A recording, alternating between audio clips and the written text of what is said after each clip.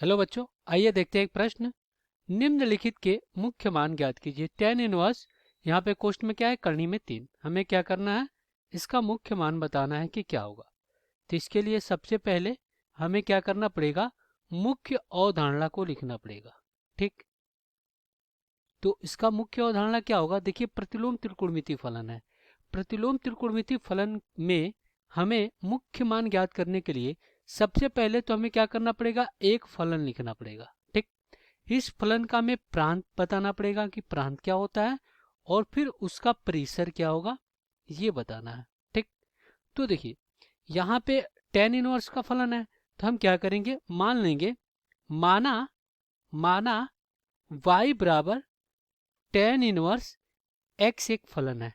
ठीक, इसका प्रांत क्या होता है, ये खुला अंतराल माइनस अनंत से अनंत के बीच होता है, और इसका जो परिसर होता है वो क्या होता है, वो होता है खुला अंतराल माइनस π/2 से π/2 के बीच होता है। ठीक, ये हमारा प्रांत होता है और ये परिसर होता है, और इसका मुख्य मान हमें क्या करना है, -π/2 से π/2 के बीच ज्ञात करना है।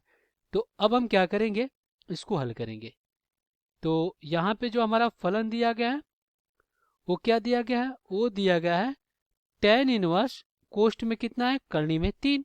ठीक, अब ये करनी में 3 है, तो हमें पता है कि tan π/3 का मान कितना होता है, ये करनी में 3 होता है। तो यहाँ से आपका क्या हो जाएगा, यहाँ से आपका हो जाएगा tan इनवर्स, tan कितना हो जाएगा, ये हो जाएगा π/3। ठीक, अब देखिए tan इनवर्स है और यहाँ पे tan है, तो हम क्या करेंगे, पुनः एक गुणधर्म का प्रयोग करेंगे।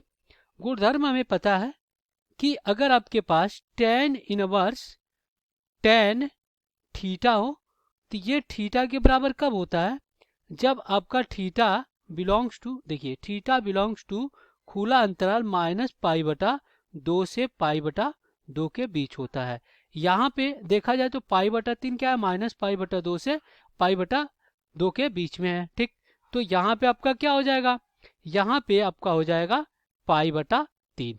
ठीक, तो यहाँ पे हम क्या लिख सकते हैं, यहाँ पे लिख सकते हैं अतः tan इनवर्स करनी में 3 का मुख्य मान कितना हो जाएगा, ये हो जाएगा आपका π/3। ठीक, तो π/3 क्या हो जाएगा, आपका उत्तर हो जाएगा। आशा करते हैं बच्चों ये प्रश्न आपको समझ में आया होगा। धन्यवाद।